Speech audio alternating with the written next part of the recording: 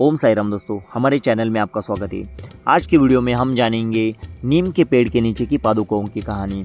अक्कलकोट महाराज श्री स्वामी समर्थ के भक्त भाई कृष्ण जी अलीबागकर ने अक्कलकोट महाराज की तस्वीर की पूजा की।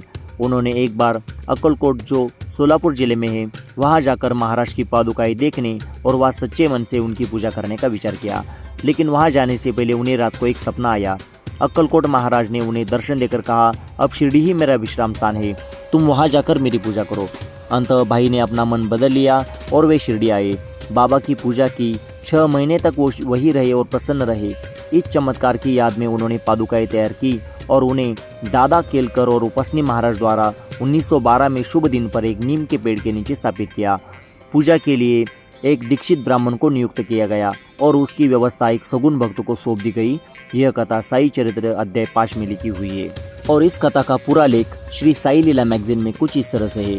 ठाणे के सेवानिवृत्त मामलतदार और साई बाबा के परम भक्त श्री बीबी देव द्वारा लिखा गया था। देव ने सगुन मीरू नाइक और गोविंद कमलाकर दीक्षित से मामले की जांच की और उन्होंने साई लीला खंड में पादुकाओं का एक पूरा लेख प्रकाशित किया। साई लीला खंड 11 क्रमांक 1 पेज नंबर 25 में लिखा है, शके 1834 साल 1912 में रामराव कोठारे मुंबई के एक बड़े डॉक्टर थे। वे बाबा को देखने के लिए शिरडी आए। उनका कंपाउंडर और उनके मित्र भाई कृष्णाजी अलीबागकर भी उनके साथ में थे। कंपाउंडर और भाई वे सगुन मीरू नाइक और जीके दीक्षित के बहुत करीबी हो गए। उनके साथ बात करते समय इन व्यक्तियों ने विचार किया कि साई बाबा के प्रथम बार शिरडी आने और पवित्र नीम के वृक्ष के नीचे बैठने का कोई स्मारक अवश्य होना चाहिए।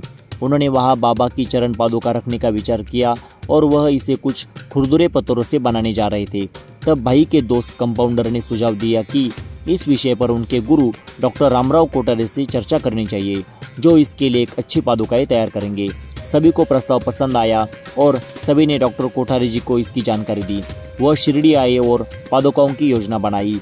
वह खंडोबा जी के मंदिर में उपस्नी महाराज जी के पास गए और उन्हें अपनी योजना बताई।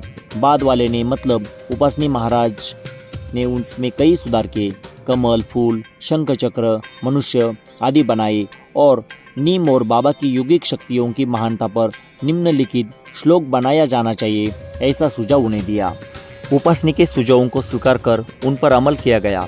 पादुकाएं मुंबई में बनाई गई और कंपाउंडरों के साथ शिरडी भेजी गई।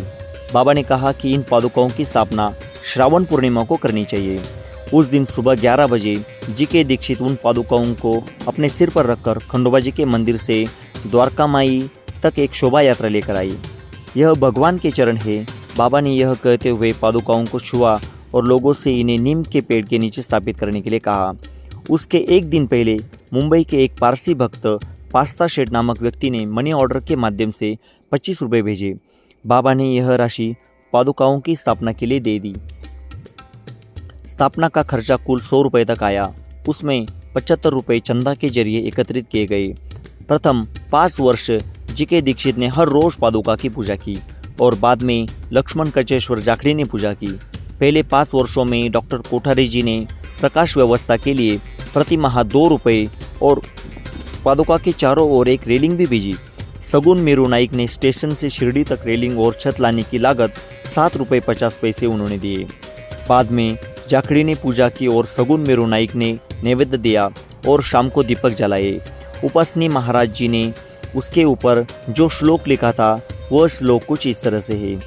सदा निम्ब वृक्षस्य मूलादिवासात् सुदस्राविनं तिक्तमप्यप्रियं तरुकल्प वृक्षादिकं सादयन्तं नमामीश्वरं सद्गुरुं साईनाथम।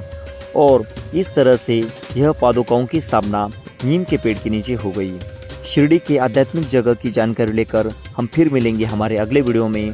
कृपया हमारे चैनल को सब्सक्राइब करें और लाइक और शेयर करना ना भूलें। आपका समर्थन हमारे लिए बहुत महत्वपूर्ण है। तब तक के लिए ओम साई राम।